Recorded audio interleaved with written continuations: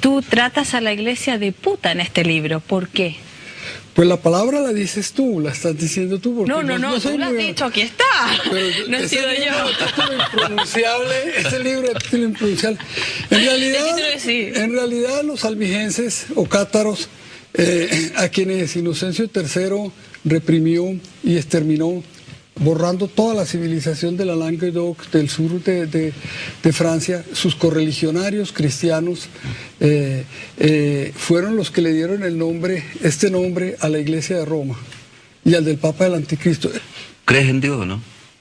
Claro que creo en Dios, es un ser malísimo, porque ¿cómo es posible que en su omnipotencia, pudiendo hacer bien las cosas, haga un trabajo tan chambón y nos imponga el dolor de la vida, la vejez, la enfermedad, la muerte, los terremotos? ¿Pero crees o no crees, Fernando? Porque mira, yo he leído donde dice que no crees. ¿qué entendemos por Dios? Entendemos por Dios. Si entendemos por Dios el creador del universo, desde la eternidad, a mí me cuesta tanto trabajo atribuirle la eternidad al universo como atribuírsela a Dios. Pero si la escolástica y la teología católica le dan entre las cualidades de Dios la de la bondad, pues yo no veo cómo puede ser bondadoso quien en su omnipotencia pueda hacer el bien, haga el mal. Dices aquí también que la iglesia es tergiversadora de la historia. ¿Por qué lo dices? La iglesia se pasó toda la Edad Media, desde que subió al poder en el año 312, cuando se subió al carro de la victoria de Constantino, del emperador Constantino, un genocida, hasta cuando le quitó el poder del Risorgimento italiano, el poder temporal, le quitó la ciudad de Roma y los dominios pontificios. La iglesia no hizo sino falsificar documentos y tergiversar la verdad. Ella era la dueña de la escritura. Ella produjo la oscuridad de la Edad Media. Durante toda la Edad Media falsificó. A los 100 años de que Gutenberg inventó la imprenta de tipos móviles, la iglesia creó el índice de libros prohibidos para arrojar la libertad de expresión. Fernando, hace pocos días aquí en un diario chileno, La Tercera, salió esta noticia. Científico plantea que Jesús no habría resucitado si no salió de un coma. ¿Qué opinas? Pues mira, ¿para qué le seguimos sumando a la patraña de la iglesia las nuevas patrañas de los vendedores de libros sobre Jesús? Sobre Jesús hay una literatura inconmensurable en los Estados Unidos y en los países protestantes, sobre su historicidad que no es probable. Sobre ¿Tú Pablo igual la existencia de Cristo en el libro? Sí, pero dices que es como una unión de todas las de dioses y profetas más antiguos. Sí, pero dejemos la teoría de qué es, cuál Cristo de todos, porque la iglesia tiene tres muy distintos. En el Nuevo Testamento, en los 27 textos del Nuevo Testamento hay tres Cristos. Uno es el de los evangelios sinópticos, que son el de Marcos, el de Mateo y el de Lucas. Otro es el del Evangelio de Juan, distintísimo, y otro es el de Pablo. ¿En qué es distinto el Evangelio de Juan a los otros tres? Son distintísimos. El Cristo de Pablo es una entidad teosófica casi sin carne ni hueso, pese a que muere y resucita. El Cristo de los sinópticos come como descosido y bebe como cosaco, y todavía después de muerto, cuando resucita, pide que le den de comer y le dan pez asado. Y el Cristo del Evangelio de Juan, ese que empieza diciendo: en el principio era el verbo y el verbo estaba cerca de Dios y Dios era el verbo, el logos griego o el verbo latino, que todo el tiempo habla yo soy la verdad y la vida, yo soy el vino, el auténtico vino, yo soy el camino. Yo, como cualquier Chávez de los tiempos modernos. Fernando, ¿a ti te parece que la iglesia es solo y nada más que una maquinaria de poder? ¿Esa es tu afirmación central? El cristianismo es una empresa criminal que ha atropellado y derramado la sangre de hombres y animales durante 1700 años. ¿Cuál sería, según tú, el peor crimen de la iglesia? Los crímenes son incontables, La institución más monstruosa que haya concebido la humanidad es la Inquisición, que duró 700 años. Y que torturó y quemó impunemente. Estaba en manos de la secta de Domingo de Guzmán, los dominicos, que todavía existen, es una orden religiosa. ¿Cómo pueden existir estos señores con este pasado criminal? A los nazis no se les puede hacer la apología en el país donde surgieron, en Alemania, porque es una empresa criminal que solo atropelló a la humanidad 13 años. El cristianismo la lleva atropellando 1700 años. Al cristianismo le vemos toda la oscuridad de la Edad Media, la oposición al avance de la ciencia, con su cruzada en favor de la paridad y con su oposición a la interrupción del embarazo y a los métodos anticonceptivos y al control demográfico. La bomba demográfica se nos vino encima.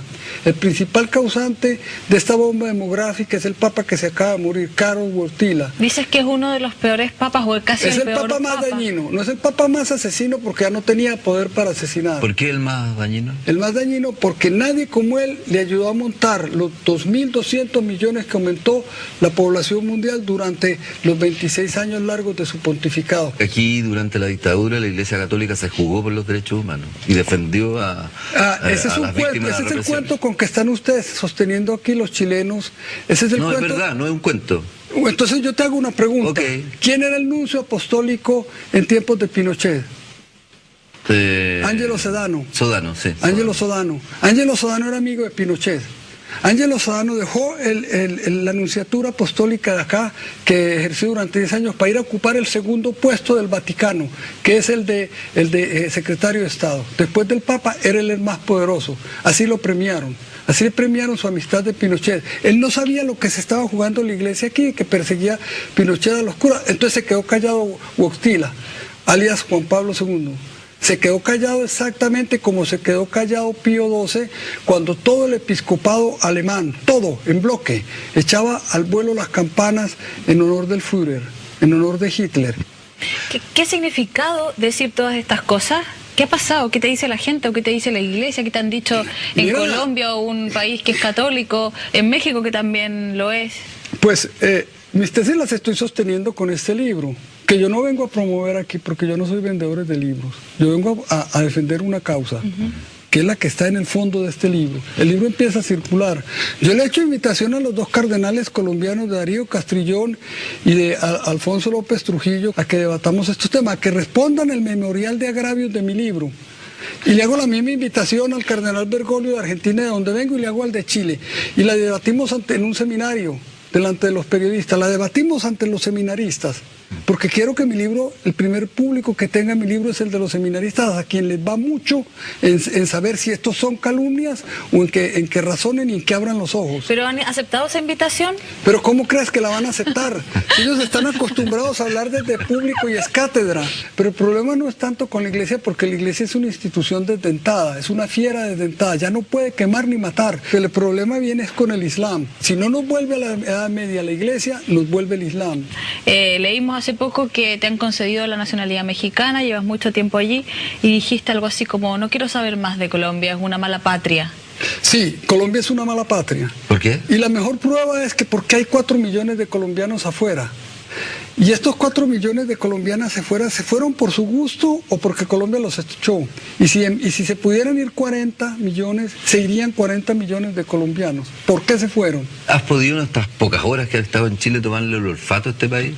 Pues ya siempre lo he sospechado cómo era. ¿Cómo Es era? un país el más ordenado de América Latina. No ¡Qué tan fome! Lo cual es bueno para mí porque no es un orden tan estricto y tan estricto e insoportable como el de los países europeos, como el de Francia, Italia y la misma España. Entonces hay un relajamiento y al mismo tiempo orden. Segundo, es un país inmensamente legalista, cosa que no se me hace a mí muy raro porque yo vengo de uno parecido. Este es un país ordenado y que es el único país que ha tenido avances económicos de América Latina. ¿Nos tienes cariño o no? ¿A qué? A nosotros, los chilenos. Mira, la verdad es que yo me siento en todos los países de mi idioma en mi casa. Yo no me siento extranjero aquí, pues estoy hablando con ustedes como si estuviera en mi casa. Yo no me siento extranjero aquí, ni me siento en Argentina, ni en ningún país del idioma me siento extranjero, son los míos. En realidad yo no estoy renunciando a ninguna nacionalidad colombiana por México porque somos los mismos países. Fernando, ¿y tú desde un punto de vista más ideológico, político, te calificas como un hombre de derecha, un hombre de izquierda o no te interesan esas categorías? Mira, yo tengo un desprecio inmenso por los que detentan el poder en lo alto. Es decir, por los políticos, cualquier matiz ideológico, porque tanto me repugna Pinochet, que era un dictador de derecha, como me repugna Castro, que es un dictador de izquierda.